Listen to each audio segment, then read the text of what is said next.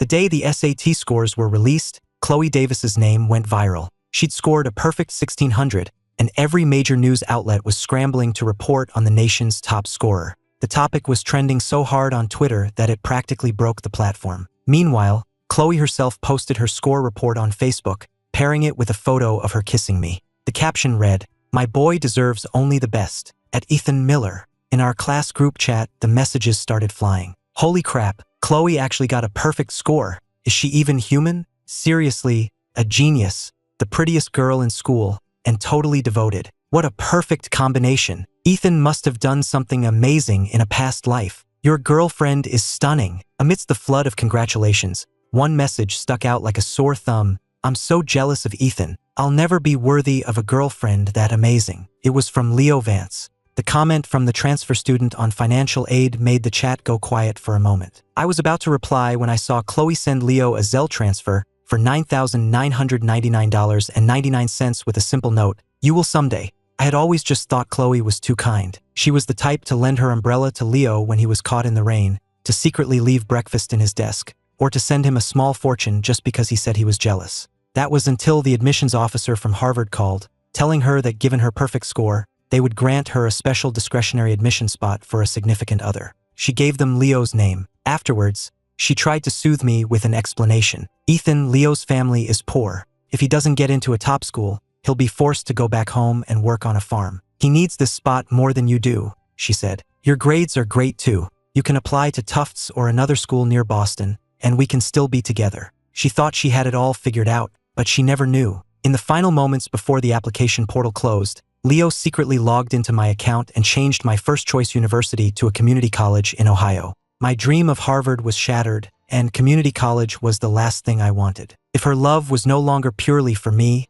I would rather let her go. Ethan, we've already secured your applications for the universities in Switzerland. You can head over as soon as the semester starts. My father's voice came through the phone. But are you sure about this? Chloe has been attached to you since you were kids. With her at Harvard and you in Europe, a long-distance relationship will be tough. I gripped the phone, my mind flashing back to a memory from Chloe's first birthday. Among all the toys and objects laid out for her to choose, she had toddled straight towards me, grabbing onto my leg and refusing to let go. Both our families had roared with laughter, joking that she had already picked her future husband. And after that, she was always by my side. In kindergarten, she insisted on sitting next to me. In elementary school, she waited for me every day after class. In middle school, she studied hard enough to become valedictorian just so we could be in the same honors classes. And in high school, she made it clear to everyone that I was hers. Seeing how close we were, our parents had practically arranged our engagement since we were kids. Everyone knew we were a couple. That is, until Leo showed up. He was the new transfer student on a scholarship, always eating cheap sandwiches for lunch and wearing a faded, hand-me-down uniform. When some of the other students made fun of him, Chloe was always the first to defend him. I never objected. I even backed him up a few times myself. But slowly,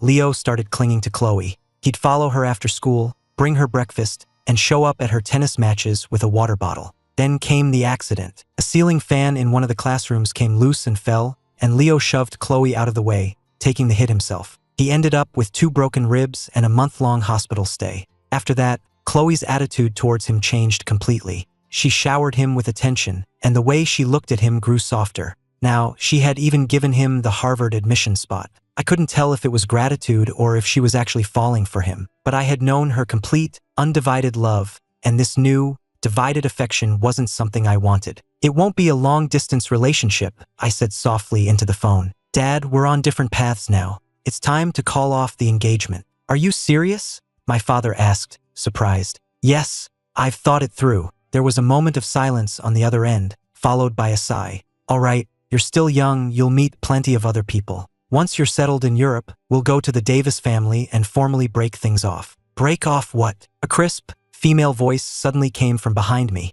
I turned to see Chloe standing in the foyer, having let herself into the house at some point. She was wearing a black slip dress that highlighted her height and long legs. She looked good in anything. The sunlight streamed in from behind, outlining her delicate features. That vibrant, youthful energy of hers used to make my heart race. But looking at her now, I felt nothing but a calm emptiness. It's nothing, I said, hanging up the phone, my voice deliberately casual. Chloe didn't press. She walked over with a smile, handing me a designer garment bag. "Ethan, hurry and get changed. We're going to the senior banquet together." She leaned in, her voice dropping to a whisper. "I picked out the most handsome suit for you." I took the bag from her. The banquet had been planned for months, and I knew that after I left for Europe, I wouldn't have many chances to see my teachers and friends again. I decided to treat it as a final goodbye. I went upstairs to change, but when I came back down, I saw Leo already sitting in Chloe's car. "Ethan," Leo mumbled awkwardly, his fingers twisting the hem of his shirt. The most jarring part was that he was wearing a suit from the same designer collection as mine, just in a different color.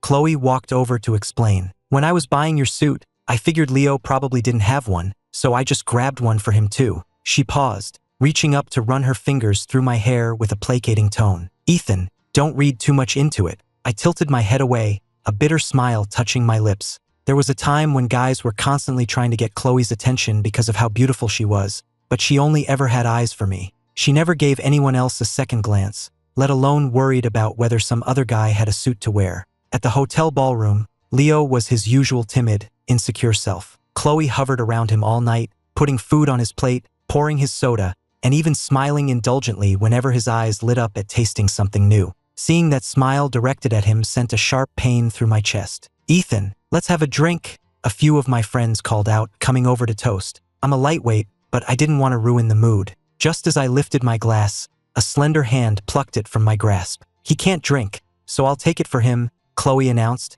downing the champagne in one gulp, which earned a chorus of whoops from everyone. "Chloe, half the school wants to toast the prom king tonight. Are you going to drink for him every time?" our class president joked. "You'll be passed out before dinner's over." Chloe's eyes curved into a smile as she pulled me behind her protectively. "So what if I do? As long as my boyfriend doesn't have to drink, I'm fine with it." The table erupted again, the room buzzing with that chaotic energy unique to high school seniors.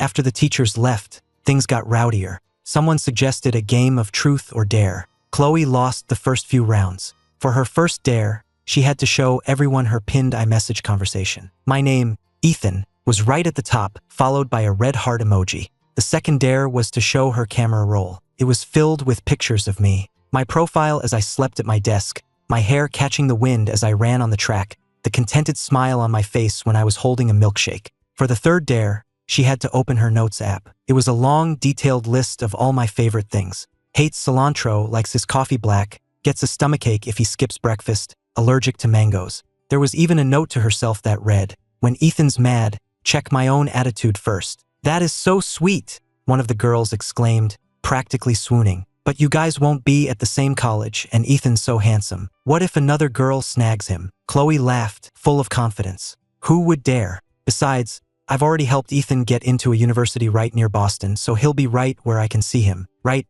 Ethan?" A bitter smile touched my lips. That was the plan anyway. But now, my application had been changed by Leo to a community college halfway across the country. I glanced over at Leo in the corner. His face was sheet white, his hands clenched into tight fists. I almost had to laugh. If he was so terrified of being caught, why did he do it in the first place? I was about to say something, but the game moved on, and a clearly distracted Leo lost the next round. His dare was to kiss the girl sitting to his left. Unfortunately for him, that was Jessica, a girl famous for her fiery temper. The color drained from Leo's face. He quietly asked if he could get a different dare, but everyone shouted him down. "No way, you have to do it." Leo squeezed his eyes shut and leaned in, trembling. Just as their lips were about to touch, Chloe suddenly stood up, pulled Jessica aside, and kissed Leo herself. "Breathe," she whispered to him. The entire table fell silent. I felt a vice grip my heart, the pain so intense it was hard to breathe. When the kiss ended, Leo's face was bright red. Chloe finally offered an explanation. "I just remembered,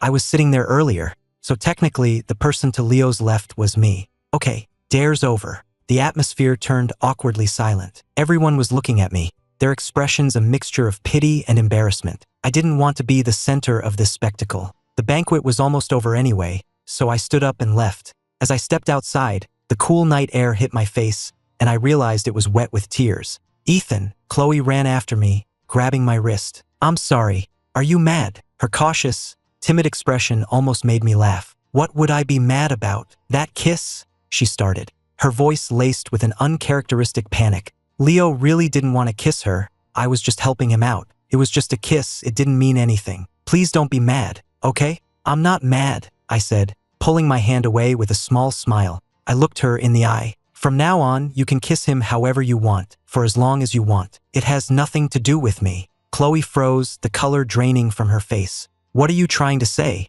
I looked at her calmly. What else could I mean? I just didn't love her anymore. Whatever she did from now on was her business, not mine. I was about to officially break up with her when Leo came running out after us, his voice shaking. Ethan, I'm so sorry. This is all my fault. He kept bowing, his thin frame trembling in the night breeze. He looked so pathetic it almost made me feel like the bad guy. Please don't be mad at Chloe, he pleaded. If you have to be mad at someone, be mad at me. Chloe rushed to his side, steadying him. What are you doing? I already explained everything to Ethan. He's not mad. I laughed and nodded in agreement. That's right. I'm not mad. Leo finally seemed to relax. Okay, well, I'll get going then, he said meekly. But Chloe grabbed his arm. Wait, it's too late for you to go home by yourself. I'll give you a ride. Leo's eyes lit up, but he feigned hesitation, glancing at me. But what about Ethan? We live in opposite directions. Don't worry about him, Chloe said casually. His driver will be here to get him soon. With that, she pulled Leo into her car. Before driving off, she rolled down the window and called out, Ethan, be safe. Call me when you get home. I stood frozen on the curb, watching her taillights disappear into the darkness. She had forgotten. My driver had a family emergency and was on leave for the week. I had told her just a few days ago. She used to remember every tiny detail about me, from the fact that I hated the stems of cilantro to which medicine I took for an upset stomach, to my favorite color for a tie. Now, she couldn't even remember something this simple. Rain began to fall. I stood outside the hotel, trying to get an Uber for what felt like an eternity, but none were available. Eventually, I gave up and started walking home in the downpour. The night was dark and the sidewalks were slick. Halfway home, a guy on an electric scooter lost control and slammed into me, sending me to the pavement. My knee hit the concrete hard, and blood mixed with the rain running down my leg. The rider took off without a second glance. I had no choice but to limp the rest of the way. 3 hours later, I finally made it home. I gritted my teeth through the pain as I cleaned and bandaged my knee. Just then, my phone screen lit up with a message from Chloe. Are you home yet? I didn't want to answer. I turned my phone off, took a shower, and collapsed into bed. The next morning, the doorbell wouldn't stop ringing. I dragged my exhausted body to the door to find Chloe standing outside, looking frantic. You're home. Why didn't you answer my text last night? I turned and walked back inside. I got hurt, went to bed early, didn't see it. It was only then that she noticed the bandage on my leg. Her brow furrowed in concern. What happened? My driver's on leave. I got hit by a scooter walking home. Chloe froze, finally remembering about my driver. A wave of guilt washed over her face. Ethan, why didn't you call me? I looked up at her. If I had called, would you have turned around and come back for me? Of course I would have. And what if Leo had gotten into some kind of trouble at the exact same moment? Would I still have been your first priority? She hesitated for a second before nodding. Of course.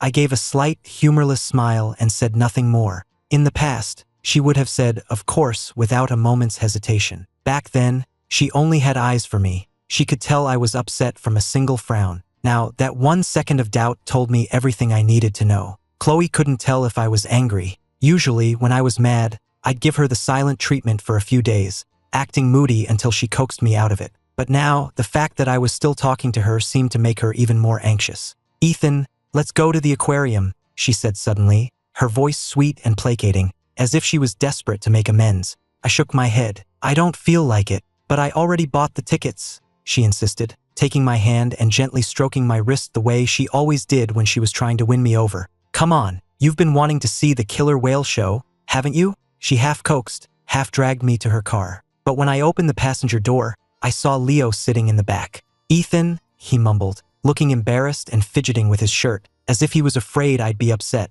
Chloe instinctively moved to stand slightly in front of Leo. I saw on his Facebook that he wanted to go too, so I invited him to come with us, she explained. I watched her shield him like that, and the whole situation felt so absurd it was almost funny. I didn't say a word, just silently got into the passenger seat. For the rest of the day, Chloe used the excuse that Leo's never done any of this before to drag him from one ride to the next. She rode the carousel with him, buckled his seatbelt on the roller coaster, and even held his hand when he got nervous. People around us kept looking at them with admiration. Look at that young couple, I heard someone say. They're so sweet together. I felt like I was invisible, just silently trailing behind them. The girl whose world once revolved entirely around me was gone. Finally, it was time for the killer whale show. The announcer picked 2 people from the audience at random to participate, and our names were called. But Leo was staring with such longing that Chloe turned to me and whispered, "Ethan, it's his first time here. Can we let him do it instead?" I didn't say anything, which she took as a yes.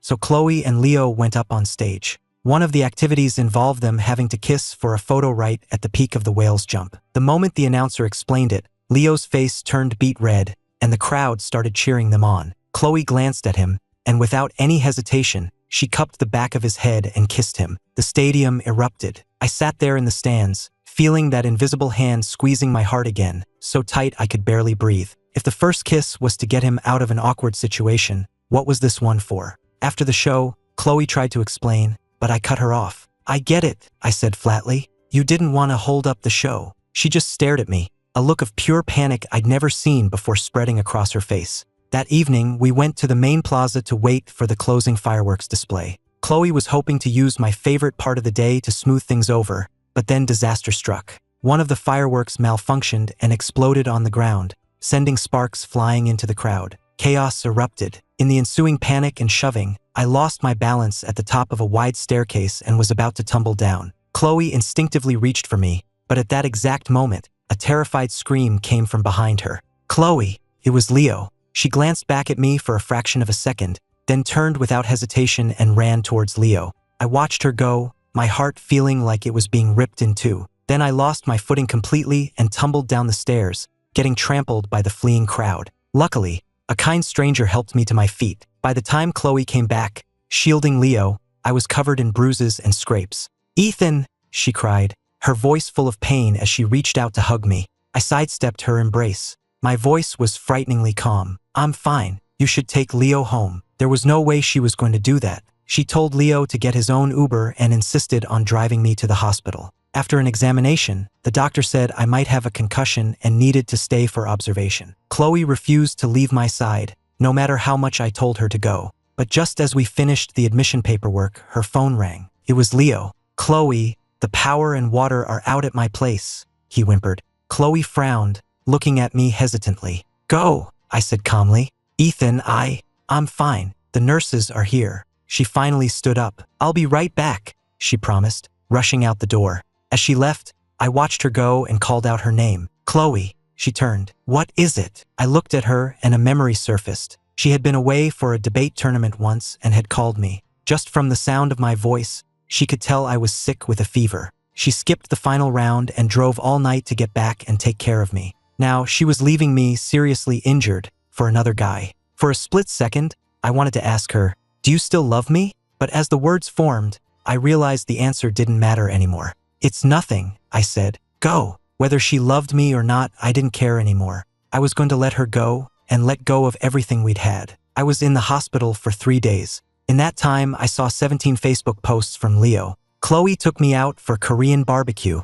Photo. Chloe's slender fingers placing a piece of brisket in his bowl. First time bungee jumping. So nervous. Photo. Chloe standing on the platform, looking at him with a gentle expression that was once reserved only for me. Chloe said she'll take good care of me while I have this cold. Photo. Chloe sitting by his bedside, stirring a bowl of soup. I calmly scrolled past them. I guess when something hurts you enough times, you eventually go numb. The day I was discharged, I booked an appointment at my physical therapy clinic. The moment I pushed open the glass door, I heard a familiar voice. "Ethan?" It was Chloe, standing at the reception desk with a nervous-looking Leo beside her. She looked flustered for a second. "You're out of the hospital? Does it still hurt?" "I'm fine now," I answered coolly, my eyes landing on Leo. Chloe seemed to relax. "Leo's never been to a place like this, so I brought him to try out a posture correction session," she explained. She paused. "Actually, I don't know much about it either. Could you show him the ropes?" I didn't want to make a scene, so I just nodded. We went into the training room together, and my therapist brought out my customized equipment to start the injury assessment. Leo watched from the side, his voice dripping with envy. "Private sessions must be expensive. It must be nice to be rich. I've never had anything like a personal trainer." Chloe frowned. "Don't be envious. You can just work with my trainer today." Leo quickly waved his hands in protest. "Oh no, I couldn't. I'm not worthy of that kind of service." "Don't be ridiculous," Chloe said firmly. You deserve the best. I closed my eyes and spoke to my therapist. Can you please get them a separate room? I'd like some quiet. Chloe looked taken aback. The custom equipment, I can just buy it for him. That's not necessary, I said, my voice weary. I'll have them set him up with an identical set. I finally managed to get them to leave. After my session, I changed and went straight home, not waiting for them. I had barely walked in the door when it was thrown open. Ethan, Chloe stormed in, her face like ice, and grabbed my wrist. What did you say to your therapist? Why did Leo get hurt during his session? Her grip was painful, and for a second I was just confused. What are you talking about? I told you, I'm only looking out for him because he saved my life, she hissed, her voice tight with fury. You're the one I love. If you're upset, take it out on me. Why would you try to hurt him? I stared at her, incredulous. I didn't do anything to him. The therapists here are professionals. They would never intentionally injure a client.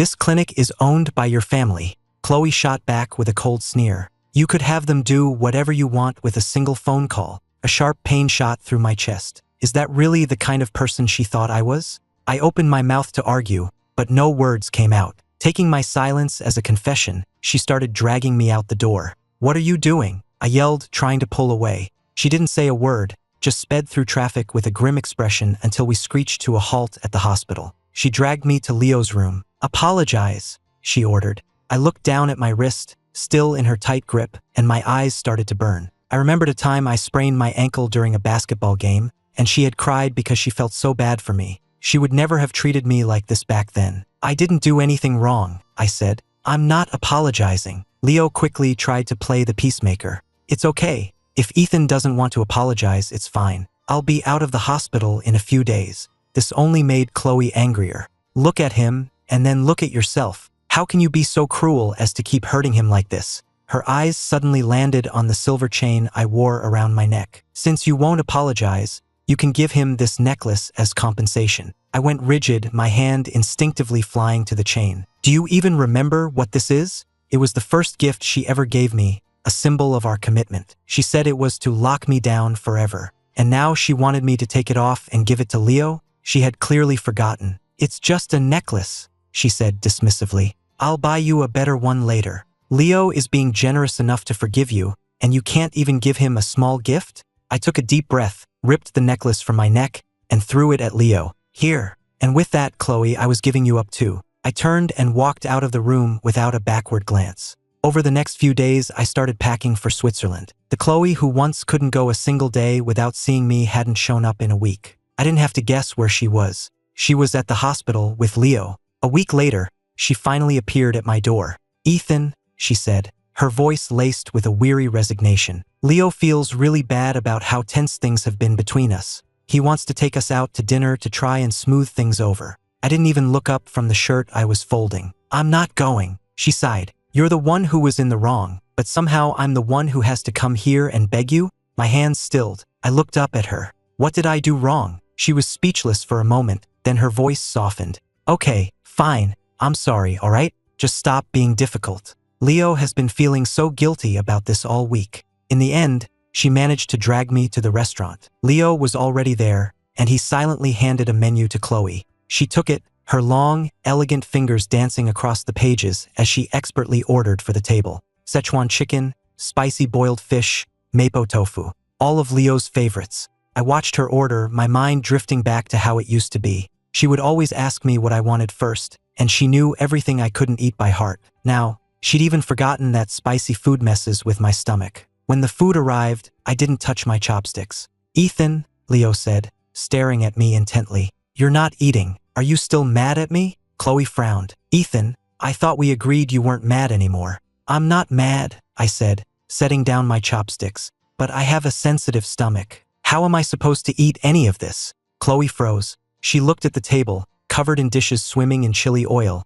then back at me, her expression a complex mix of emotions. I'm sorry, she whispered. I forgot. She was about to call the waiter to order something else when the large decorative light fixture on the ceiling suddenly crashed down. With a deafening bang, it landed right on top of Leo and me. Ethan, Chloe screamed. For a split second, she started towards me, but then Leo started crying out. Chloe, it hurts so much. She hesitated, just for a second, and in that second, I watched her turn away from me and rush to help Leo instead. Somebody call an ambulance, she yelled over her shoulder, not even looking back at me. Help me get him to a hospital. I was covered in cuts from the shattered glass, but all I could do was watch as she cradled Leo and ran out. Through the searing pain, a memory from when I was 12 surfaced. Chloe and I had gone hiking, and I'd slipped and fallen down a steep embankment. She had scrambled down after me like a woman possessed, searching the woods for 3 hours until she found me. I was delirious with a fever by then, and she just kept repeating,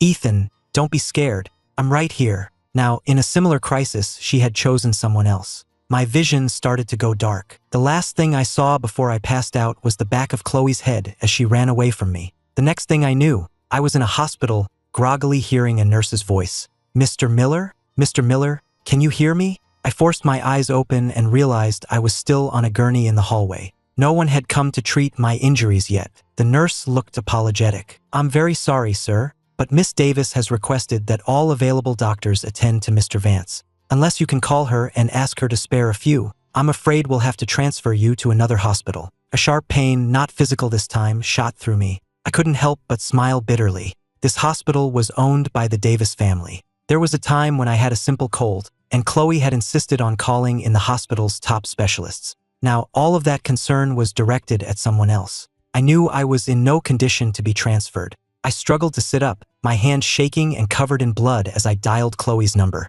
I called once, twice, a third time. It went to voicemail every time. By the 10th try, I suddenly remembered that my friend Ryan's uncle was a surgeon. "Hey, Ryan," I managed to say, my voice barely a whisper. "Can you ask your uncle to come to the Davis Memorial Hospital? I need surgery." That was the last thing I said before I blacked out again. When I woke up again, the surgery was over. Ryan was sitting by my bed, frowning. "What the hell happened, man? You get injured in Chloe's family's hospital, and I'm the one who has to call in a surgeon for you." He clenched his fists. "Where's Chloe? If she knew how bad it was, she'd be losing her mind." I looked at him, remembering how I'd sprained my ankle last winter. Chloe had insisted on calling in every orthopedic specialist in the city for consultations, all through the night. She had practically carried me all over the hospital, and when the doctor finally told her it was just a minor sprain, she still insisted I be admitted overnight. But that Chloe, the one who cared so much, was gone. She had disappeared that summer, right before Leo came into our lives. I was about to say something when Ryan's phone rang. "It's my grandma's birthday party today. I have to go," he said, wiping a tear from his eye. "You get some rest, Ethan. I'll come back and check on you later." I nodded. "Thanks, man. I owe you one." After Ryan left, I could faintly hear the nurses chatting at their station. "Miss Davis is being so sweet to that Mr. Vance. She's even feeding him his meals herself." I know, right? It was just a few cuts, but she was so worried she stayed with him all night. I slowly closed my eyes as a silent tear slid down my cheek. For the rest of my hospital stay, I was alone. I changed my own bandages, ate my meals by myself, and spent hours just staring out the window at the trees. The day I was finally discharged, it was my 18th birthday. My parents were out of the country on business, but they had arranged for a party to be catered and decorated at our house. I stood at the door in a beige suit, greeting guests, when I saw Chloe walking up the driveway with Leo in tow. She said something to Leo, getting him settled on a couch in the corner, then walked over to me. "Ethan," she said, her eyes sparkling, "you look so handsome tonight." She reached for my hand, but I moved it away. Chloe froze for a second. "What's wrong? Are you still mad?" She lowered her voice. "You're from a wealthy family, Ethan. When you get hurt, there are always people to take care of you. But Leo is different. He only has me." "I'm not mad," I cut in. She let out a breath of relief and pulled a small velvet box from her pocket. "I got you a present. It's that watch you've been wanting." I took it without a glance and set it on a nearby table. Her smile froze on her face. "What is wrong with you lately?" Her voice was trembling. "If you're mad, just say it. Don't treat me like this. You're really hurting me." I looked at her, at the pain on her face, and I almost laughed. This hurt her? What would she do if I told her we were done for good? I was about to speak when a loud crash echoed from the other side of the room, followed by guests screaming. I hurried over, and the sight that greeted me made my breath catch in my throat. The three-tiered tower of presents my parents had arranged was in a heap on the floor, expensive gifts spilling from their boxes. The champagne tower next to it was shattered, champagne soaking into the carpet, and my custom-made birthday cake was a flattened, smeared mess of frosting and crumbs. And in the middle of it all stood Leo, wringing his hands. "I didn't mean to," he stammered, his voice shaking. I just heard that if you put your gift at the very top of the pile, it brings the birthday boy good luck. I was trying to reach, and I guess I just lost my footing. I stared at the ruins of the party my parents had so carefully planned, my chest tight with anger. I took a step forward. Leo, you. Before I could finish, Chloe moved to stand in front of him. Ethan, don't. It's his first time at a party like this. He doesn't know any better. Please, just be the bigger person. His first time. I laughed. A cold, sharp sound, my voice shaking with rage. His first time at a physical therapist, his first time at a fancy party, his first kiss. How many more firsts are there going to be? I gestured wildly at the wreckage. My parents planned this for me. It's completely ruined. And you want me to be the bigger person? Ryan, who had been watching from the side, couldn't stay quiet any longer. Give me a break with the poor innocent me act, he scoffed. You're 18 years old. You know damn well you don't climb on a tower of presents. You did that on purpose. The color drained from Leo's face, and his eyes welled up with tears as he stared at the floor. Ryan, Chloe's voice was ice. Apologize to him, now. Why the hell should I? Ryan shot back. If you don't, Chloe said, her voice dangerously low, I will have my father ruin your family's business. I snapped my head up, unable to believe what I was hearing. She would actually threaten one of my oldest friends for Leo? Chloe, my voice shook. You wouldn't dare. I glared at her, speaking each word with precision. Today is my birthday. I didn't invite Leo. Ryan said nothing wrong, and he is not apologizing. So either Leo apologizes, or he can get the hell out of my house. Seeing the genuine fury in my eyes,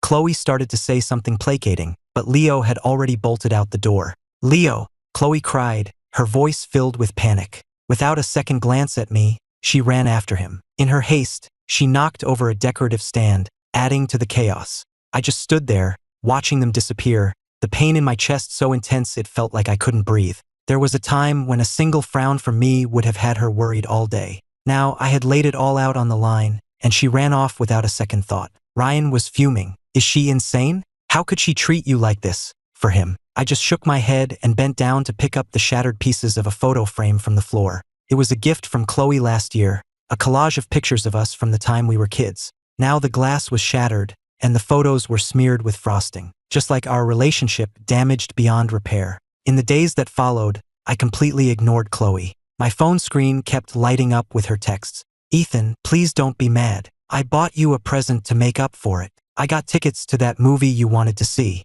Want to go? I ignored every single one. Finally, she showed up at my house. Ethan, she said, standing in my doorway with a deep frown. How long are you going to keep this up over one little thing? I've tried apologizing. I've tried being nice. Nothing is working. I closed the book I was reading. I didn't ask you to apologize, and I don't need you to be nice to me, I said calmly. If you're getting impatient, you can go hang out with Leo. I don't mind. A look of panic crossed her face. What are you talking about? You're my boyfriend. I know I've been spending a lot of time with Leo, and I gave him the Harvard spot, but that's just because I feel sorry for him. He has no one, and I wanted to repay him for saving me. Her voice softened. Since it bothers you so much, I'll stop. I've done enough for him. I won't see him anymore. Okay? I looked up at her, about to ask if she actually believed the words coming out of her own mouth, when her phone rang. It was Leo. Chloe, he said, his voice thick with tears. I'm not going to college. I'm just going to go back home and work on the farm. The color drained from Chloe's face. What? Why?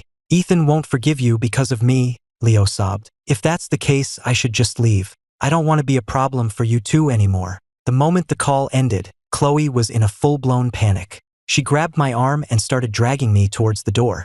Ethan, we have to go talk to him. We have to tell him we've made up. My injuries still hadn't fully healed, so I couldn't easily pull away. She dragged me all the way to the rundown neighborhood where Leo lived. When we got there, we saw Leo being shoved into a beat-up truck by a drunk, middle-aged man. Attaboy, the man slurred, slapping Leo's cheek. Finally realized you're good for something. Your work on the farm will keep me in booze money. Chloe ran forward. Let him go, she yelled. Seeing his meal ticket about to walk away, Leo's father grabbed a tire iron from the truck bed. Get lost. He's my son. I'll do what I want with him. Chloe, who had never encountered someone so crude in her life, signaled for her bodyguards to step in while she grabbed Leo's hand. Come with me. But Leo pulled away. No, I can't. You and Ethan are only fighting because of me. The more he acted like a noble martyr, the more her heart broke for him, and the more determined she was to save him. Let him go. Leo's father roared, his eyes wild. He's my ticket out of here. He suddenly pulled a knife from his belt and lunged.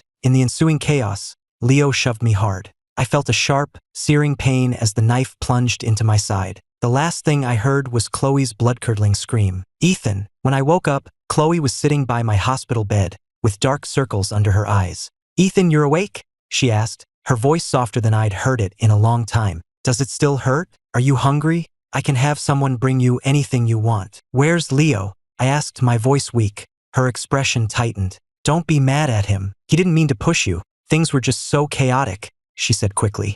He feels terrible about it. He's been praying for you constantly. I closed my eyes, a familiar ache spreading through my chest. I had asked a simple question, and she had launched into a full-throated defense. So much for her promise to stop seeing him. Ethan, she said, gently taking my hand. When you're better, we can. I'm tired, I said, pulling my hand away and turning to face the wall. Chloe stayed at the hospital with me for the next few days, right up until I was discharged. She was about to drive me home when her phone rang. It was Leo and he was crying. Chloe, some guys are harassing me at the coffee shop where I work. She glanced at me, hesitating, before finally saying, I'm on my way. I watched her rush out the door and couldn't help but let out a bitter, self-mocking laugh. The night before my flight to Switzerland, I was finishing my packing when Chloe showed up unannounced. She saw my suitcases and a soft smile touched her lips. All packed already? I was going to come help you. You know how you always forget things. She reached up and ruffled my hair. We can head up to Boston for orientation tomorrow. I gave a tight-lipped smile. She still had no idea I wasn't going to Boston. Not only that, but I was about to end things with her for good. My orientation is a few days later than Harvard's, I said coolly. You should just go ahead and take Leo up there first. She frowned. No way. I don't want you going up there by yourself. Leo gets nervous easily, and he's never been to Boston, I said calmly. You can take him up, help him get settled, maybe show him around for a few days. She looked surprised that I was being so understanding, but also visibly relieved. Okay, I'll take him up for a few days then. Just let me know when your flight gets in, and I'll come pick you up. Okay. She looked like she wanted to say more, but I told her she should get some rest for her flight tomorrow and ushered her out. Outside, she stared at the closed door, a flicker of unease in her eyes. But then she seemed to shake it off. Once we were both in Boston, she'd have plenty of time to win me over. The next day at the airport, I was dragging my suitcase towards the international terminal when I saw them. Across the hall at the domestic check-in counter were Chloe and Leo. Chloe was adjusting the cap on Leo's head, her long fingers gently brushing his hair. Her expression was soft, and he was looking down at her with an expression of pure adoration. I quickly ducked behind a pillar. Just then, Chloe frowned and glanced in my direction. What's wrong? Leo asked. I thought I saw Ethan. She started to walk towards me, but Leo grabbed her arm. Didn't Ethan say he was coming in a few days? Why would he be here now? You must be mistaken, he said, his voice soft and pleading. They're about to start boarding, and I've never been on a plane before. I need you with me. Chloe hesitated for a moment, then turned and walked with Leo towards the gate. I stepped out from behind the pillar and watched them disappear into the crowd. Only then did I turn and head towards my own gate in the international terminal. Two planes took off at roughly the same time, one headed for Boston, the other for the far side of the Atlantic. Just like Chloe and me, headed in completely opposite directions. When my plane landed in Geneva, I deleted the last photo of Chloe from my phone. From that moment on, I was leaving the girl I had known for more than a decade behind and starting a new life. After grabbing my luggage, I took a taxi to the university. The unfamiliar streets outside the window slowly started to look like a new home. I stood at the entrance to the campus, suitcase in hand, and took a deep breath. The autumn air here didn't smell like home, but it was crisp and clean, and it felt like a fresh start. The department's orientation for new graduate students was scheduled for that evening. After unpacking, I changed into a simple t-shirt and found a seat in the back of the auditorium. I watched the presentation on the screen, my fingers tracing the cover of my notebook. And now, please join me in welcoming Professor Evelyn Reed, who will say a few words to our incoming class. A round of applause followed as a woman in a light gray pantsuit walked onto the stage. She was tall and carried herself with confidence, with sharp features, thin-framed glasses, and eyes that were warm but intelligent. From the whispers of the students next to me, I gathered that Professor Reed was a prodigy who had skipped multiple grades, earned her PhD, and become a full professor at the age of 23. When she spoke, her voice was clear and calm. Welcome,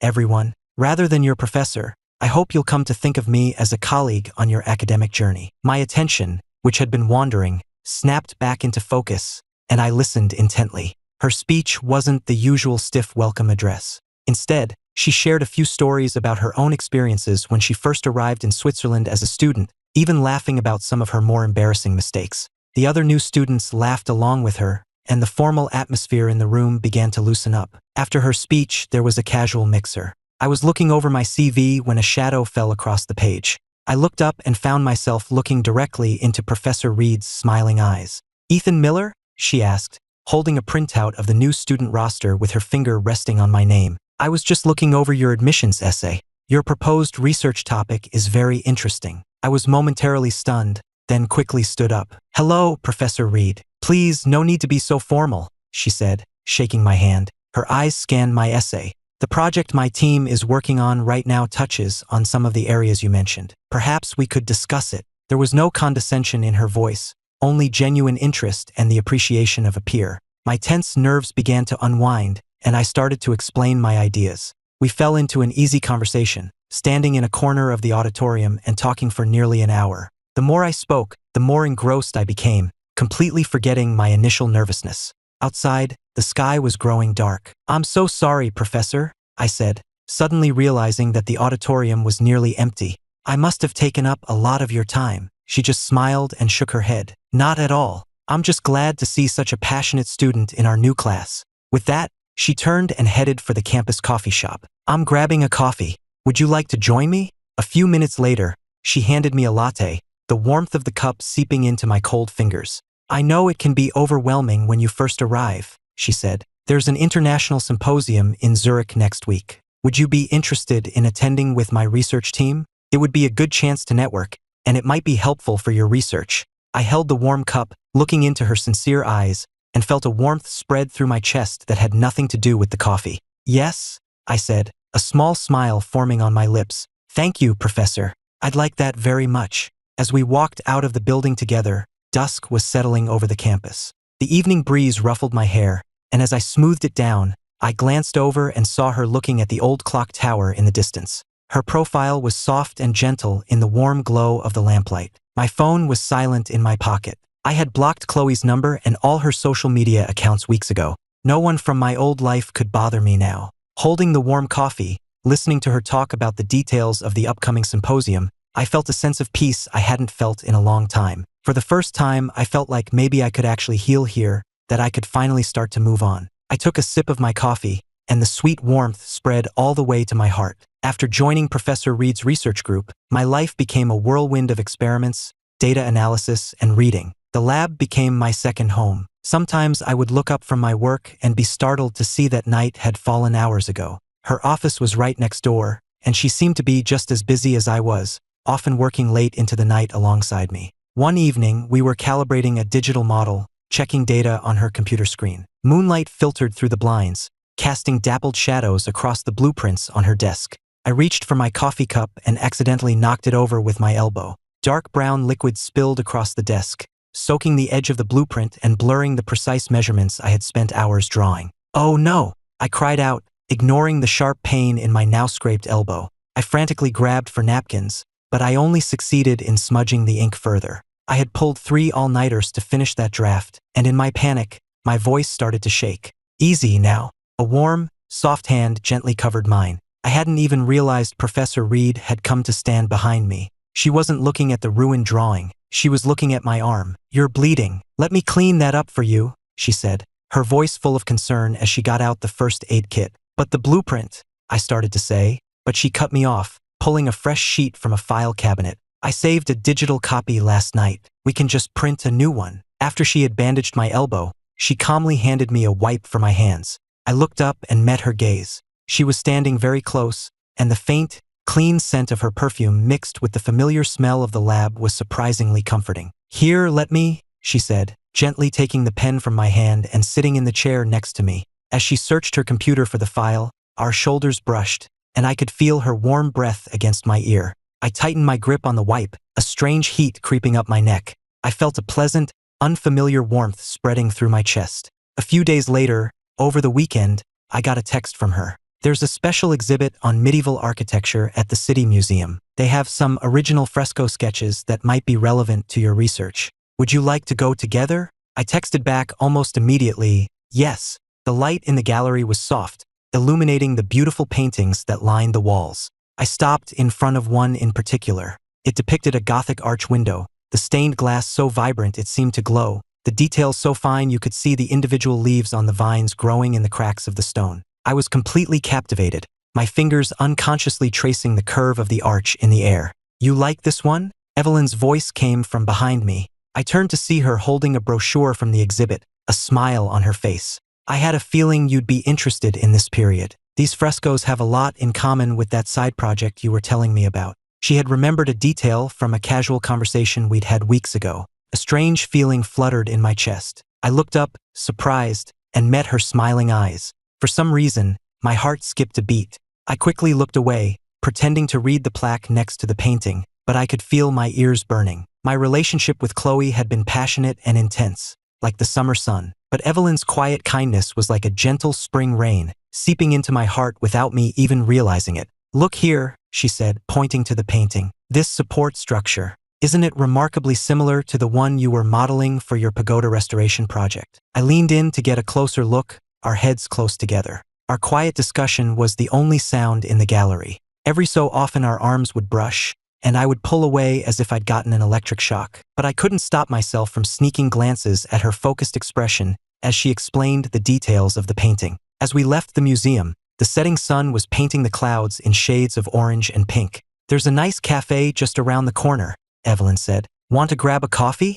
I brought that book on pigment analysis we were talking about. I nodded. The evening breeze felt cool on my face, and I felt the last of my defenses melting away in the presence of this kind, thoughtful woman. Meanwhile, back in Boston, Chloe was walking through the airport, pulling Leo's suitcase behind her. Chloe, look at that building. It's amazing, Leo exclaimed, grabbing her sleeve and pointing, his fingers brushing against her wrist. She followed his gaze, and for a moment, she was lost in a memory. She had brought me here last fall for a competition, and I had stood in this very spot, marveling at the architecture. But I had also held my water bottle up high, making her stand on her toes to reach it, and had used my own body to shield her from the afternoon sun. She glanced down at her phone. Her last message to me, sent right before she boarded her flight, was still unanswered. Ethan, when are you coming up? Let me know your orientation date and I'll pick you up from the airport. Let's get your stuff to the dorm, she said to Leo, shaking herself from her reverie.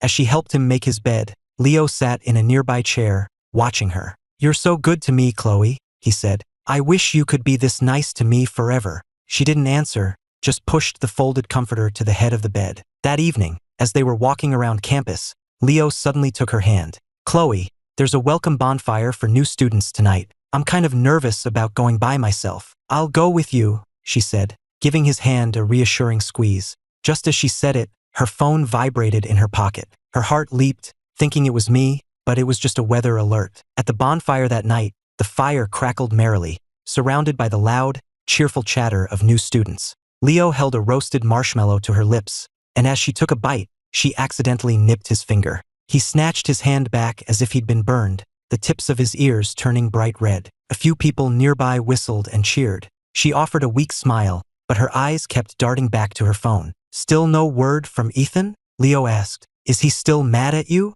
Chloe frowned at her blank screen. No, that's not like him. He doesn't stay mad like this. Oh, Leo said, looking down, his long eyelashes hiding his expression. Maybe his phone just died. I'm sure it's nothing to worry about. She couldn't focus on the party. She found a quiet, dark corner and leaned against a window, sending me a stream of texts. Where are you? Text me when you get this. Are you asleep? The messages remained unanswered. She stared at the screen for half an hour until it went dark. Maybe he was just exhausted from the move, she thought. Her thumb hovered over the keyboard, but she couldn't bring herself to type, "Good night." The next morning, she was woken by her alarm and immediately grabbed her phone. Still no new messages. The third day, nothing. The fourth day, nothing. A week later, still nothing. She couldn't take it anymore and went to the campus of the university I was supposed to be attending, right next to Harvard. But the moment she got there, her world came crashing down. The registrar searched the student database for what felt like an eternity before finally shaking her head.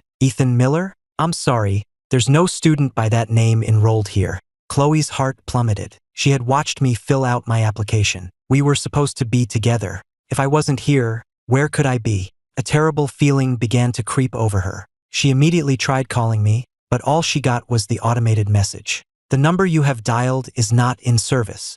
How could this be happening? She hung up, her hands starting to shake. Chloe, what's wrong? Leo was suddenly standing behind her, holding 2 cartons of milk. Ethan changed his application, she said, her voice tight, and I can't reach him. For a split second, a strange expression flickered across Leo's face, but it was gone as quickly as it appeared. He opened one of the milk cartons and handed it to her, his fingers brushing against the back of her hand. Don't panic, he said soothingly. Let's just wait. Or, I could go with you to the airport and we could ask the airlines. She took the milk but didn't drink it, her eyes glued to her phone. For the next 2 days, Chloe was glued to her phone, calling everyone we knew, asking if they had heard from me. She posted on Facebook asking if anyone had seen me. The post got hundreds of comments, but no one had any idea where I was. Leo stuck by her side the whole time, bringing her food and sitting with her in silence when she was too agitated to talk. On the evening of the 3rd day, they were sitting on the steps outside the library. Leo said he was going to grab them some water and left his phone on the bench beside her.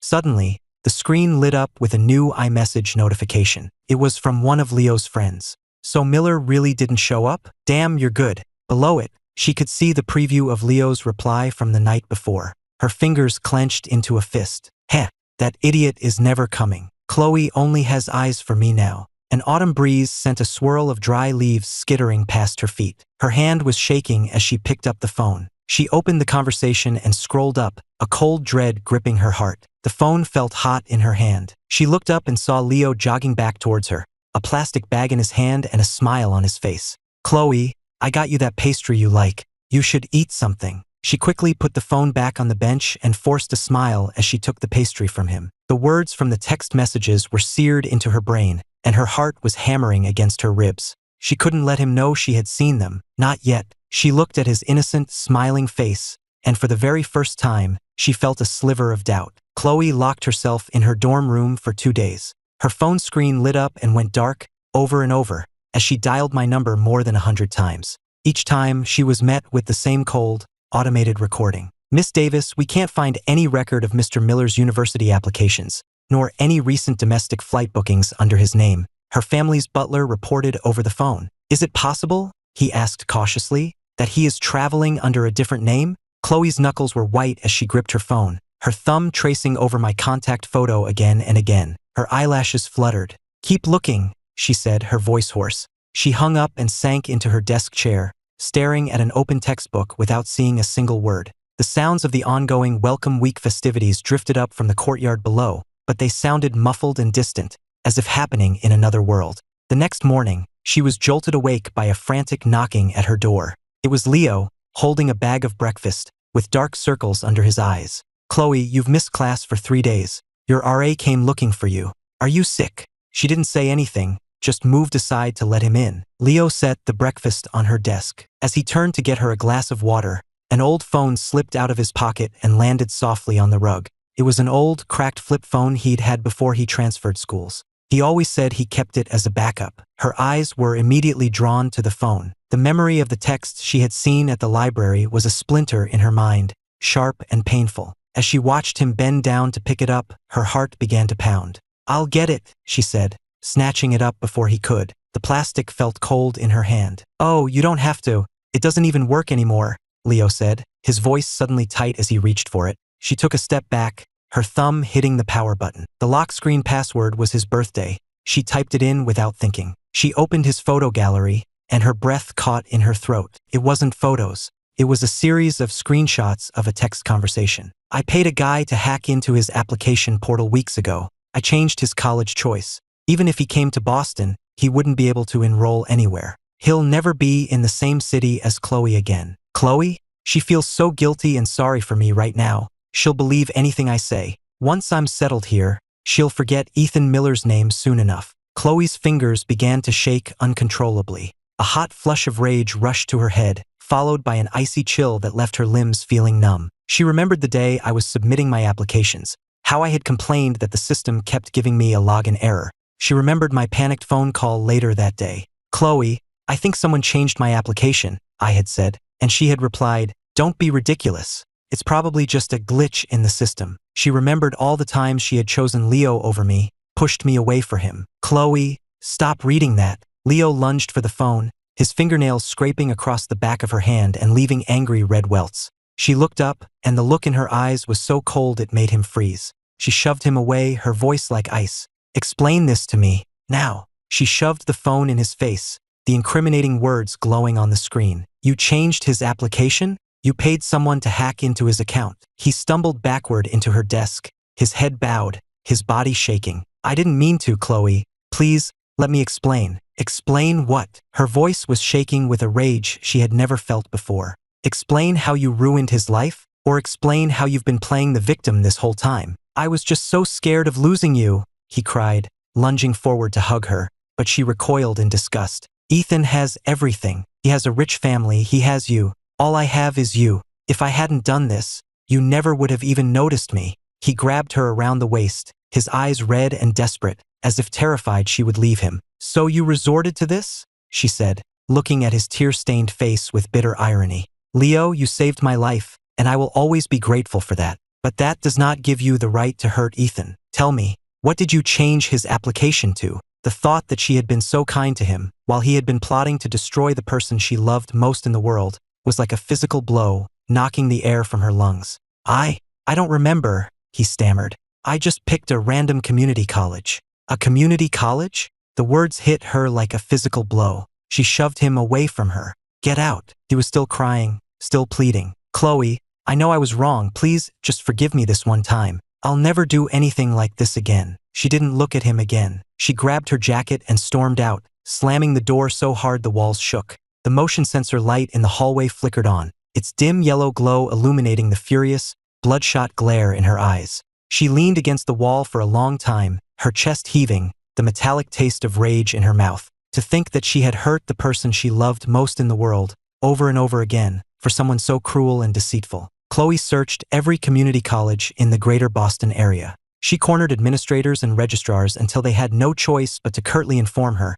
I'm sorry, we have no record of an Ethan Miller here, before shutting their office doors in her face. She had my parents' number saved in her phone, but it took her 3 days to work up the courage to call. My mother's voice was cold. Ethan is not in Boston. He's not in the country. He's already started his semester in Europe. Europe? Chloe's grip on her phone tightened, her knuckles turning white. Mrs. Miller, please, what school did he go to? You have to tell me. He doesn't want you to know, my mother said, her voice turning to ice. Chloe, some mistakes can't be undone. The line went dead, and the dial tone buzzed in her ear like an angry insect. She sank onto the steps of a campus building, watching the autumn leaves drift to the ground, and for the first time in her life, she understood what true despair felt like. She ran her hands through her hair, tugging at the roots, and then, forcing herself into a state of cold calm, she made a decision. Meanwhile, Leo was in a state of panic. He had basked in the warmth of Chloe's affection, and now, faced with her cold hatred, he was terrified. He tried to talk to her again and again, but she ignored him completely. He soon found out that I hadn't gone to a community college at all, but was studying in Europe. In a way, this was good. I was in Europe, she was in the US. There was no way we could ever get back together. But his relief was short-lived. When he saw the plane ticket to Geneva sitting on her desk, he completely lost it. He caught up with her outside her dorm as she was heading to the registrar's office to request a leave of absence. Chloe, are you really going after him? What about me? What about us? There is no us? She cut him off, her voice cold and distant. There never was. The color drained from Leo's face. He clutched his chest, swayed, and then collapsed to the ground. In the past, Chloe would have rushed to his side, cradling his head and calling his name. But now, she just frowned and took a step back, watching him hit the pavement with a dull thud. She didn't even move to help him. Stop it, Leo, she said, looking down at him, her voice completely flat. I'm tired of your games. Leo lay on the ground, his fake sobs catching in his throat. He had never imagined she could be so cruel. Felt like a physical blow, knocking the wind out of him. He couldn't accept it. Ethan doesn't even want you anymore, he shrieked. Why are you still chasing after him? His words hit a nerve. Her eyes blazed with fury. Say that one more time, she snarled. I said, he doesn't want you. Leo screamed, his own eyes red with a mixture of pain and resentment. You know it's true, Chloe. The moment you gave me that spot at Harvard, You lost him forever." A sharp crack echoed in the quiet courtyard as her hand connected with his cheek. He stumbled back, his head ringing, and stared at her in disbelief. Her hand was still raised, and the look in her eyes was pure fire. "Who the hell do you think you are?" she hissed, her voice raw with fury. "To comment on what was between him and me?" The sheer venom in her voice terrified him into silence. He just stood there, his lips trembling, unable to speak. "Take him away," she said, not even glancing at him as she spoke to the bodyguards who had appeared at her side.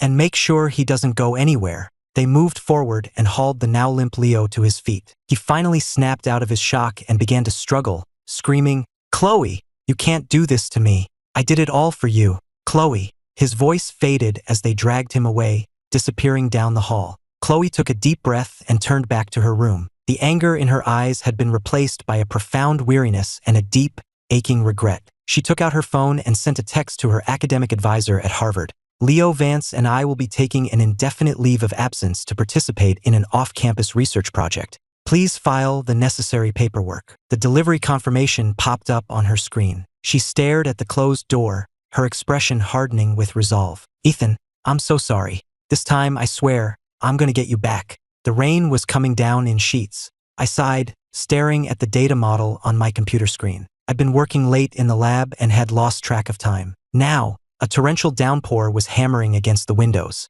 I packed up my things and walked to the door, only to stare out at the deluge in dismay. It had been perfectly sunny when I left my dorm this morning. I hadn't even thought to bring an umbrella. I was debating whether to make a run for the train station when I heard familiar footsteps behind me. I turned to see Professor Reed standing at the end of the hall, holding a large black umbrella. Her pant cuffs were splattered with mud, and her glasses were fogged over. "Professor Reed?" I asked, surprised. "Didn't you leave hours ago?" I had seen her packing up her laptop around 5. She wiped the rain from her face, her eyes landing on the folder in my hand as she smiled. "I was just leaving campus when it started to pour. I figured you were probably still here, and that you wouldn't have an umbrella, so I came back," she said, holding the umbrella out towards me. "I live near your dorm. Can I walk you home?" I looked at her hair, damp from the rain, and that familiar warmth spread through my chest. "Yeah," I said, "thank you." We walked out into the rain together, side by side. The umbrella was big,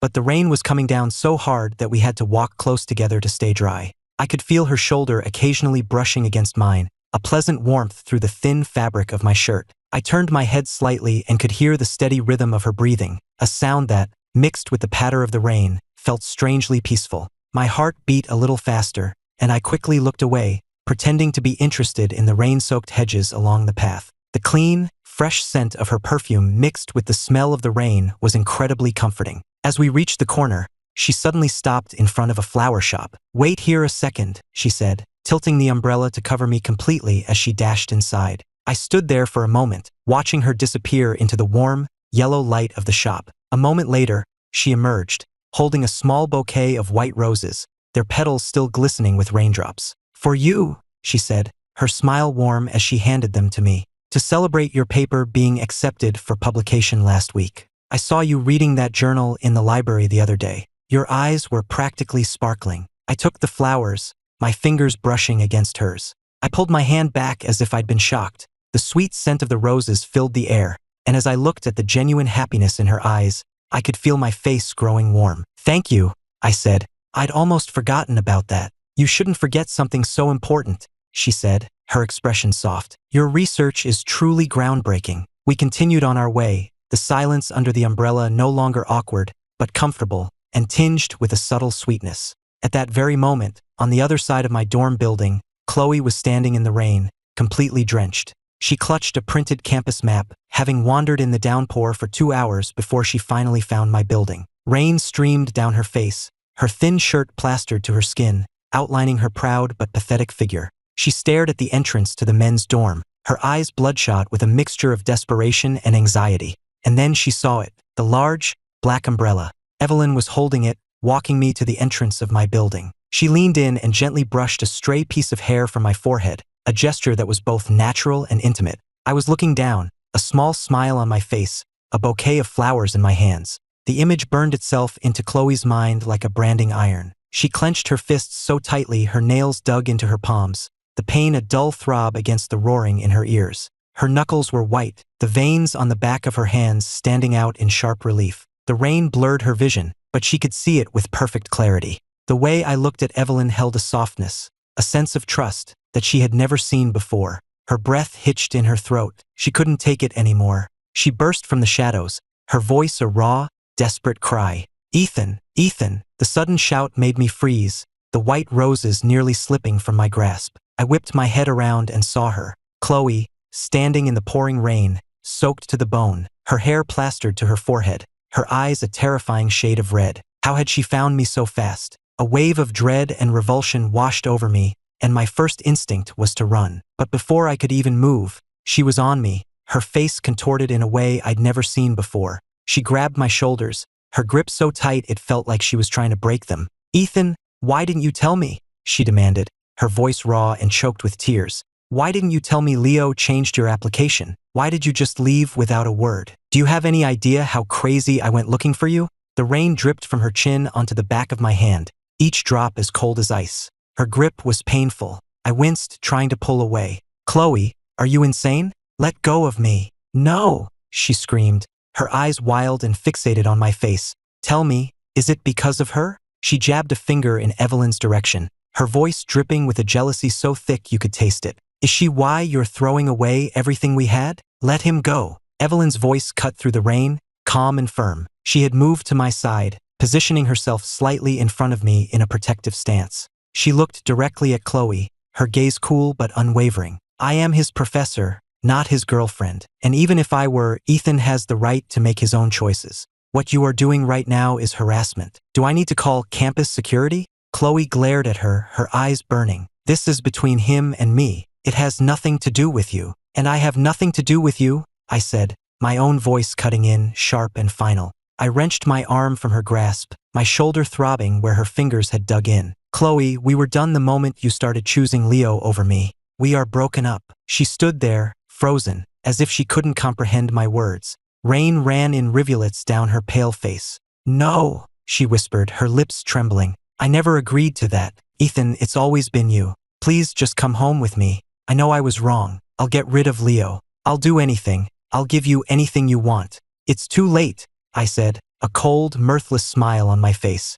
"Chloe, I stopped loving you a long time ago. It happened somewhere between all the times you chose him over me." Each word was a dagger, and I watched them sink into her heart. She stumbled backward, her eyes suddenly hollow, as if the life had been drained out of her. "Professor Reed, let's go," I said, turning away from Chloe and speaking quietly to Evelyn. Evelyn nodded, gently taking the flowers from my hand and guiding me towards the entrance of the building. I walked past Chloe without a single glance in her direction, my steps steady and sure. Once we were inside, out of the rain and out of Chloe's sight, I finally let out a breath I didn't realize I'd been holding. My shoulders slumped. I looked at Evelyn, my voice trembling slightly. "Professor, thank you for everything." She handed the flowers back to me and gently brushed a few stray raindrops from my shoulder. Her smile was warm, but her tone was light and teasing. "Protecting my students is part of the job description." Her eyes fell on my shoulder, which was still red from Chloe's grip, and her brow furrowed. "Did she hurt you?"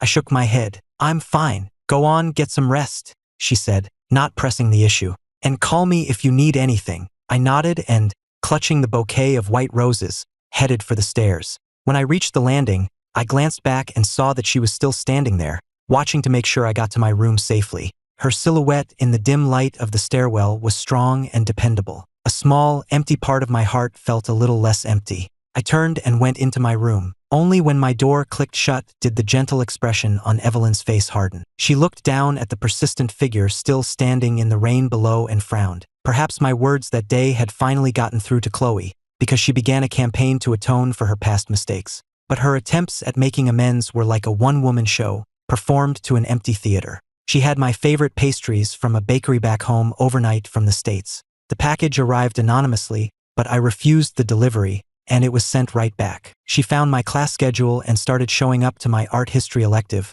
always taking the seat next to me. For the entire 2-hour lecture, I never once looked in her direction. I just took meticulous notes, pretending she wasn't there. The worst was one rainy afternoon when she stood outside my lab building for 3 hours, holding an umbrella, her pants splattered with mud. Through the window, she could see me and Evelyn huddled over a set of blueprints. She watched as I pointed to something and laughed, and as Evelyn leaned in to listen, her finger tapping thoughtfully on the page. The sight of our easy intimacy was like a needle in her eye. There was a time when she and I had been like that, inseparable, sharing everything, closer than anyone. Chloe waited outside until nightfall. When I finally emerged, I walked straight out the side entrance without even glancing in her direction. The days bled into weeks. She stopped attending her classes at Harvard, instead spending her days wandering my campus like a ghost, hoping for a chance to speak to me. And every day, she was treated to the heart-wrenching sight of me and Evelyn walking together down the tree-lined campus paths, our heads bent close together as we discussed our research,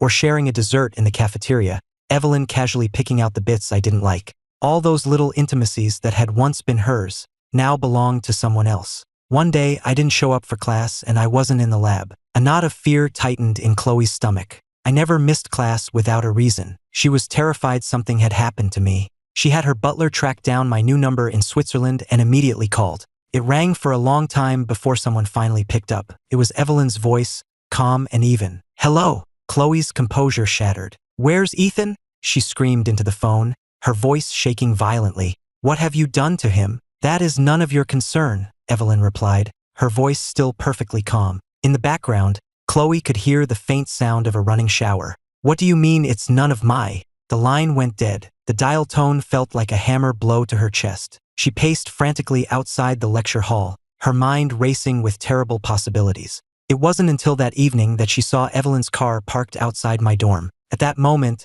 Evelyn was in my apartment, taking care of me. I had a high fever and was delirious, muttering about data points from our latest experiment. She gently placed a cool, damp cloth on my forehead, her movement so light she was barely touching me. She changed the cloth every half hour. When she held a glass of water to my lips, I would drink obediently, like a trusting child. Seeing my chapped, feverish lips, her heart ached. She made me a cup of warm water with honey and patiently fed it to me, one spoonful at a time. In the early hours of the morning, my fever finally started to break. Evelyn, who had been keeping watch over me all night, had fallen asleep, her head resting on the edge of my bed, a damp cloth still clutched in her hand. When I woke up the next morning, sunlight was streaming through a gap in the curtains, falling across her sleeping form. She looked uncomfortable, but she was fast asleep, the dark circles under her eyes a testament to her all-night vigil. I watched her for a long time, my heart pounding in my chest, a warmth spreading through me. I gently draped a blanket over her shoulders.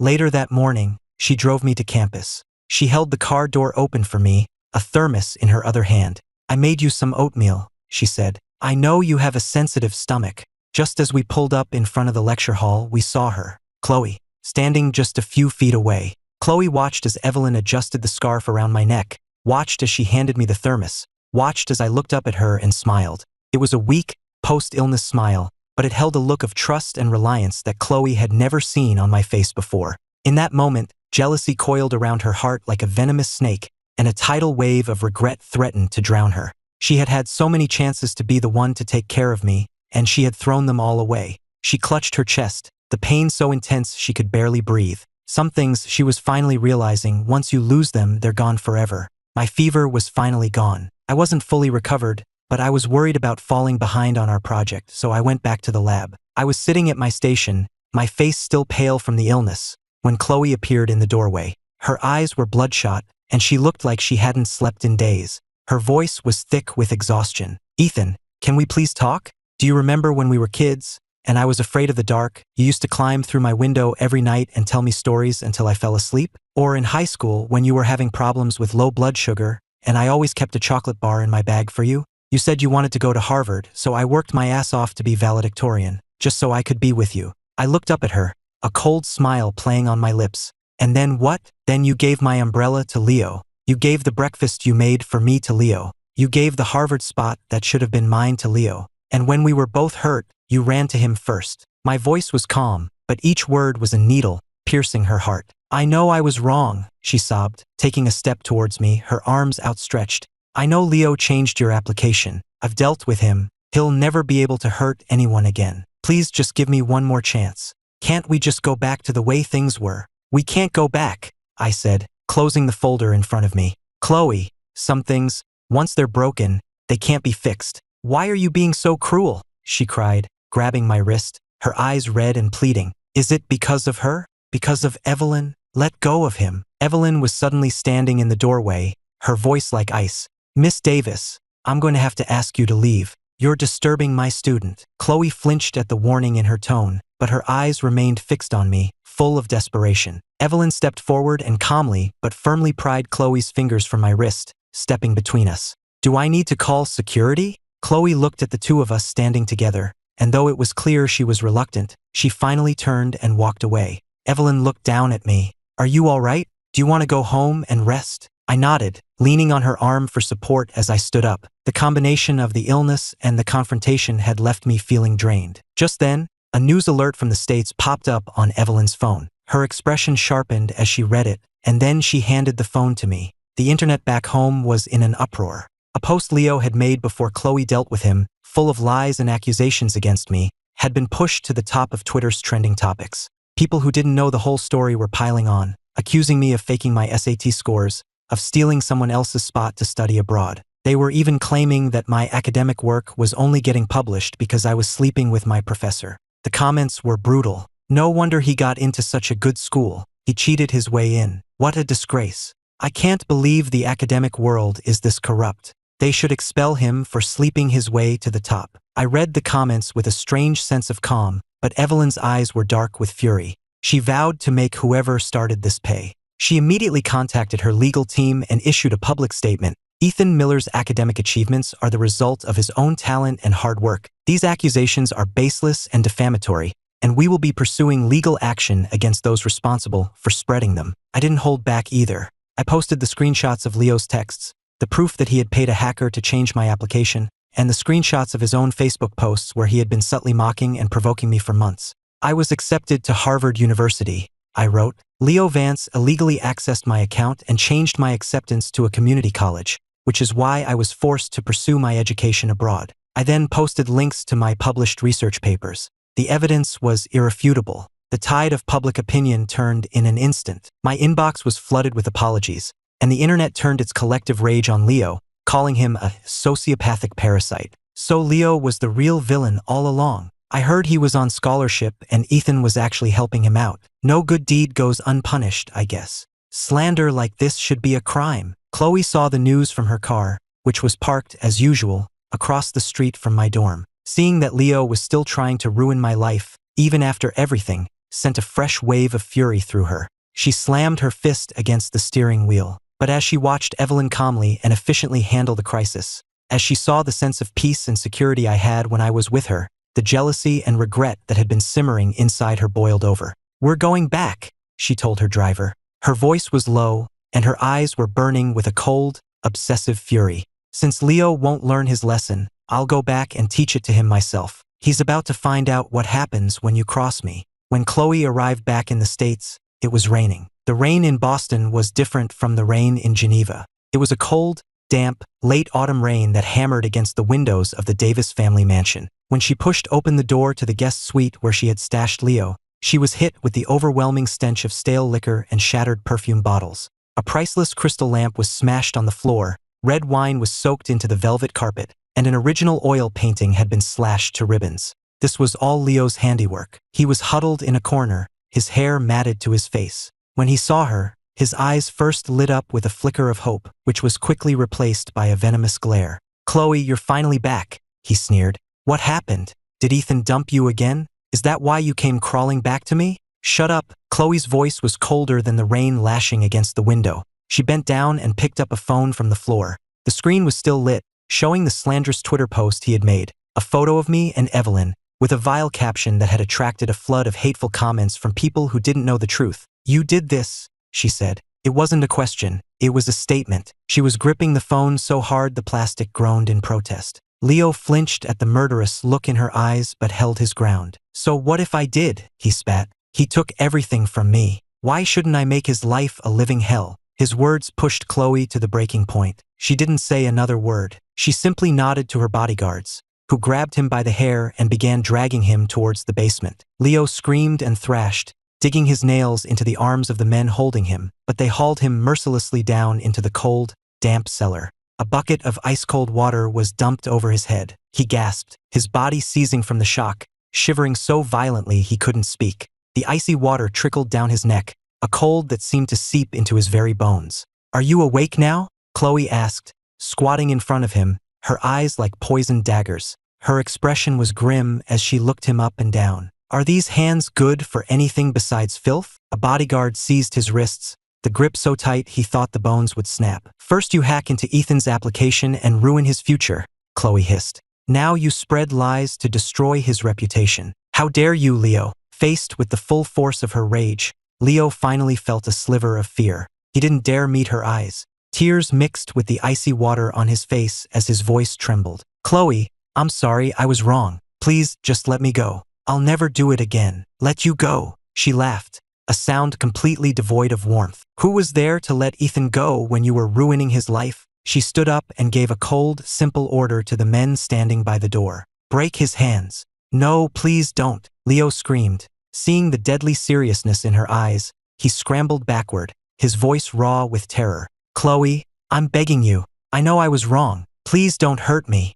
The bodyguards moved forward, their faces impassive. One pinned his shoulders to the floor while the other picked up a heavy iron pipe. Two sickening cracks echoed in the small room, followed by a scream so primal it barely sounded human. Leo's wrists were bent at impossible angles, and blood began to pool on the concrete floor beneath them. Chloe stood and watched him writhe on the floor, her expression a blank mask. She thought of how these were the hands that had typed the code to hack my account, the hands that had written those vicious lies. She thought of how, because of this pathetic creature, she had pushed away the only person she had ever truly loved. The rage inside her burned hotter. "It's not enough," she said, her voice a raw whisper. "Keep going." The bodyguards glanced at each other, a flicker of hesitation in their eyes, but they obeyed, raising the pipe again. The sickening thud of the pipe hitting flesh and bone mixed with Leo's agonized screams, echoing in the small room. The sounds grew weaker and weaker, until he was just a broken heap on the floor, a final, choked gasp ending in a spray of blood. Chloe turned and walked away without a backward glance.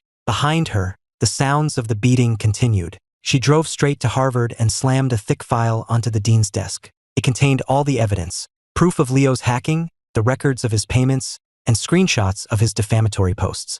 "I want him expelled," she said, her voice calm but carrying an unmistakable threat. "And I want a public statement detailing everything he's done. If the university fails to act, this file will be on the front page of every newspaper in the country by morning." The dean looked at the irrefutable evidence, then at the icy resolve in Chloe's eyes, and nodded. As she walked out of the administration building, the rain was still falling. She looked up at the gray, weeping sky and felt no triumph, no satisfaction, only a vast, hollow emptiness. She had destroyed Leo, but it wouldn't bring me back. The cold Boston rain could fall forever, but it would never be enough to wash away her regret, or to warm the heart she had shattered beyond repair. The online firestorm eventually died down. The malicious lies about me were replaced with articles praising my academic work. But the memory of that vicious, public attack was like a thin sheet of ice over my heart, refusing to melt. I sat in the lab, staring blankly at a paper on my screen, my fingers resting motionless on the keyboard.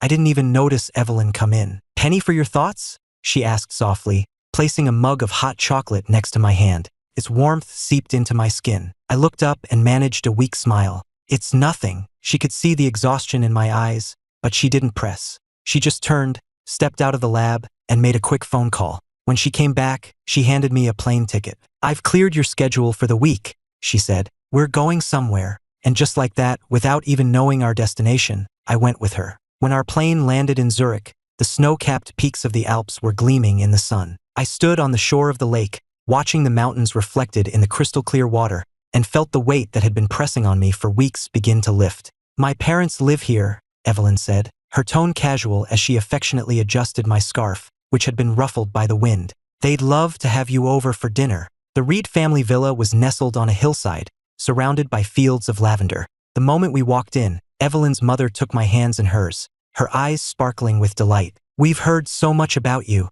Evelyn has never brought a young man home before. All she ever does is work." Her father chuckled, handing me a cup of hot tea. "She's a genius in the lab, a full professor at 23, but when it comes to her personal life, she's completely clueless." For the first time since I'd met her, I saw the ever-composed Evelyn blush.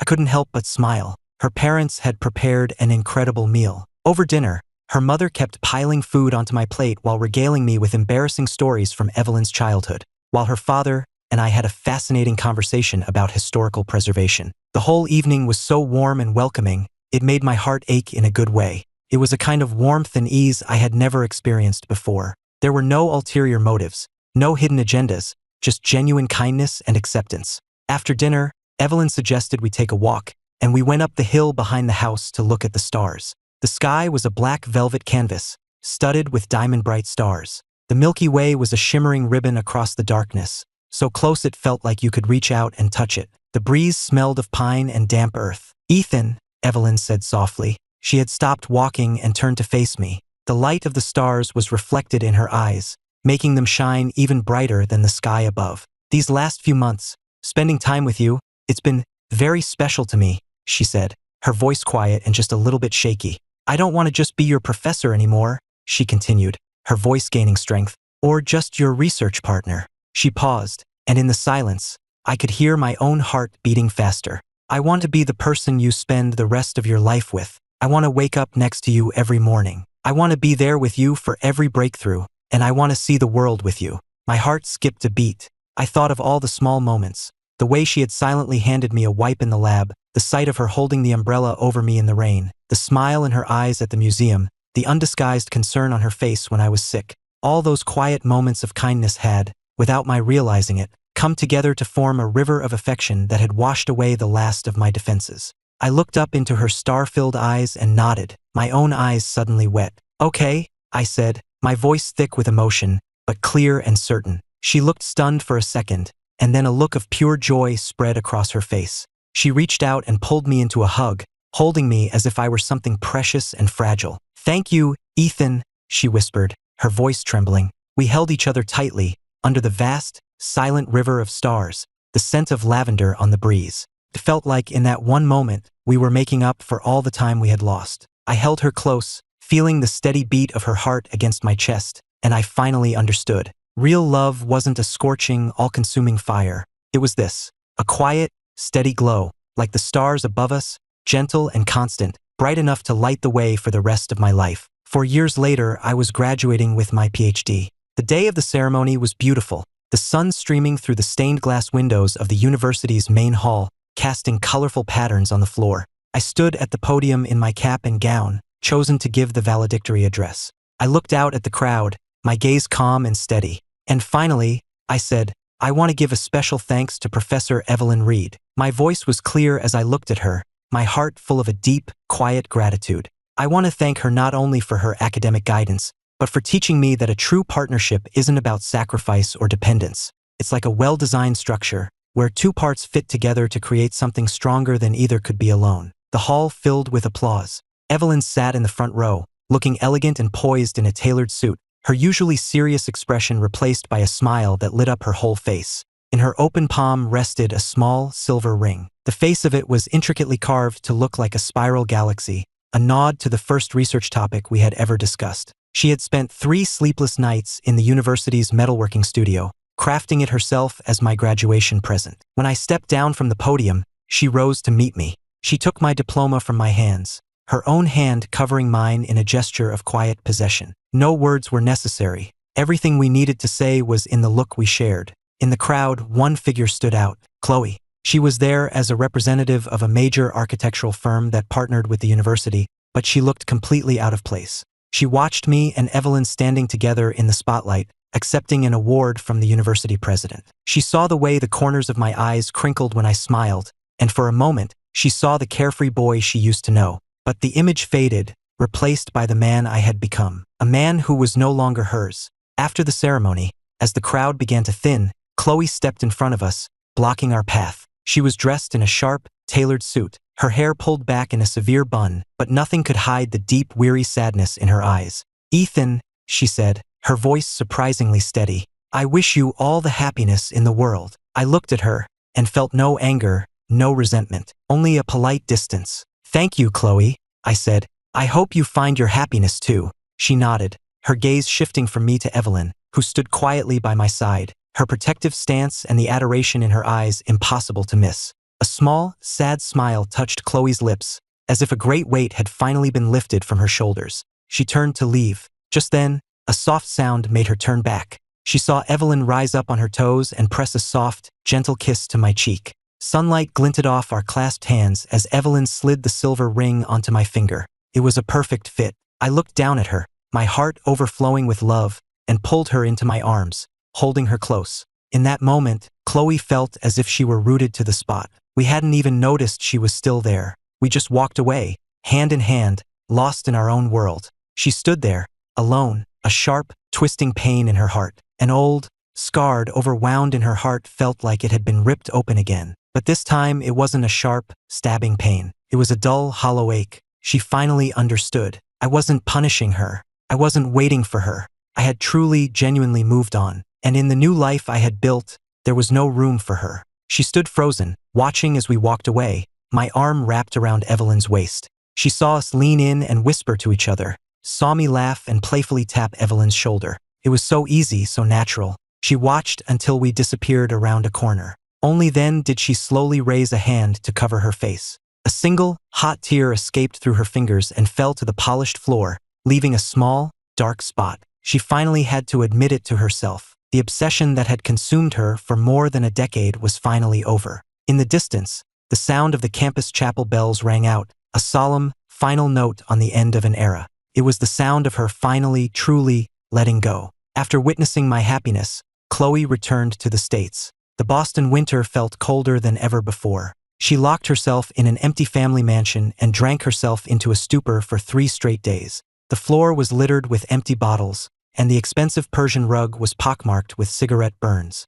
She was sprawled on the couch, her silk blouse hopelessly wrinkled, her eyes bruised with exhaustion. The glittering lights of the city skyline filtered through a gap in the curtains, casting a fractured, mocking light on her bloodshot eyes. "You useless girl!" Her father's voice boomed through the room as he slammed the door open, his body trembling with rage at the sight of her. "I warned you not to get taken in by that Leo boy, but you wouldn't listen," he roared. "Now Ethan is gone, and you're wallowing in this filth. What good is regret now?" Her mother stood behind him, dabbing at her red-rimmed eyes. "You two were inseparable. You're the one who threw him away." Chloe buried her face in her arms, a choked sob escaping her throat. It was true. She had lost me. It was all her fault. It felt like a physical hole had been carved in her chest, and only alcohol could numb the agonizing pain. Only by staying drunk could she forget, for a few blessed hours, that I was gone for good. After her parents left, the house fell silent again. In the dead of night, a shadowy figure slipped the lock on the back door and crept inside. It was Leo.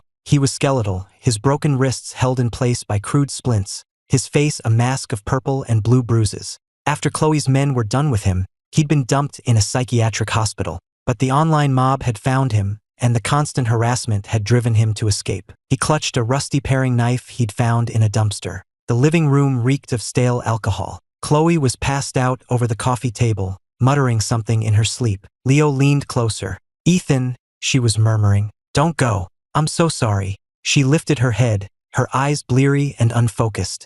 A slow, tearful smile spread across her face. "Ethan, you came back. I knew you'd come back for me." She stumbled towards him, throwing her arms around him. "Ethan, I was wrong," she sobbed. "I was so wrong. Can we please start over? I'll give you anything." He stood rigid in her embrace, listening to her whisper my name, feeling the warmth of her body that was meant for someone else. The resentment and jealousy he had suppressed for so long finally erupted. "I'm not Ethan," he shrieked, shoving her away. He plunged the knife into her chest. "Look at me, Chloe. It's me. It's Leo. I did everything for you. Why do you only care about him?" The smile froze on her face. She looked down at the handle of the knife protruding from her chest, at the blood that was already soaking through her white shirt. She didn't seem to feel any pain. She just looked at him, her expression blank, her lips forming my name one last time. "Ethan." Leo completely snapped. He pulled the knife out and stabbed her again. "Go to hell," he screamed. "If I can't have you, no one can." Her blood sprayed across his face.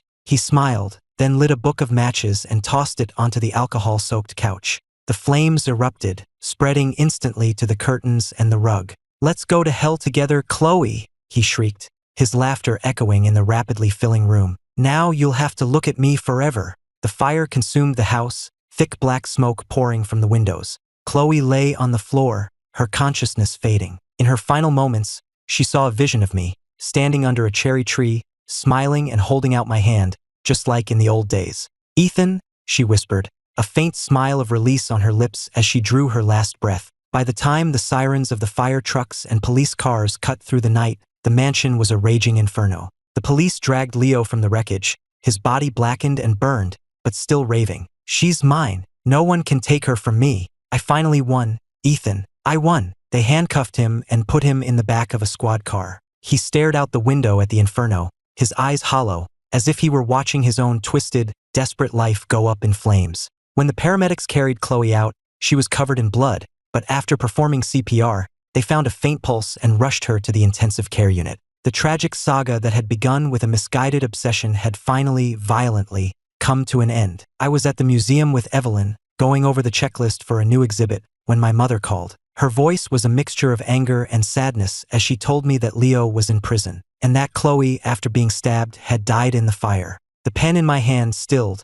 leaving a small blot of ink on the page. The sun was warm on my face, but a chill crept up my spine. The girl who had been a part of my life since I was a toddler, the girl I had loved and hated and finally moved on from, was gone, erased from the world in the most violent way imaginable. Do you want to go back? Evelyn asked, her hand gently covering mine. I was silent for a long time. Finally, I nodded. Yes, I should go back, to say goodbye. The ruins of the Davis mansion were still surrounded by police tape. Mr. Davis looked like he had aged 20 years overnight. Mrs. Davis just sat in the funeral home, weeping silently. My own mother held my hand and told me that Chloe had fought for her life in the ICU for 7 days, but in the end, she hadn't made it. At the memorial service, Mrs. Davis, her hair now streaked with gray, clung to my hand, her tears falling freely. She was calling for you, she whispered. Right up to the end, she was calling your name. I stood in front of her portrait, a large, black and white photo. She was 17 in the picture,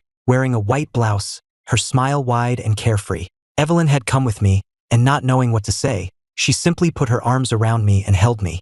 Evelyn and I each placed a bouquet of white lilies in front of the portrait. I didn't feel a soul-crushing grief, just a quiet sense of finality. When it was over, I bowed to Mr. and Mrs. Davis. Please, take care of yourselves, I said softly. After the funeral, the last tie between me and Chloe was severed. When we returned to Geneva, Evelyn didn't press me to talk. She just took me to our favorite spot by the lake. The wind was blowing through my hair when she came up behind me and wrapped her arms around my waist. It's over now, she whispered. I leaned back against her and nodded. Yeah, it's over. Life slowly returned to normal. With Evelyn's encouragement, I submitted my restoration project to an international competition, and it won. My name started appearing in academic journals. Our families started having dinner together on the weekends. Evelyn's mother taught me how to make Swiss pastries, and our fathers would spend hours talking about everything from business to their golf games. 3 years later, on a beautiful spring day, we were married in a small chapel on the banks of the Seine. It wasn't a large, extravagant affair,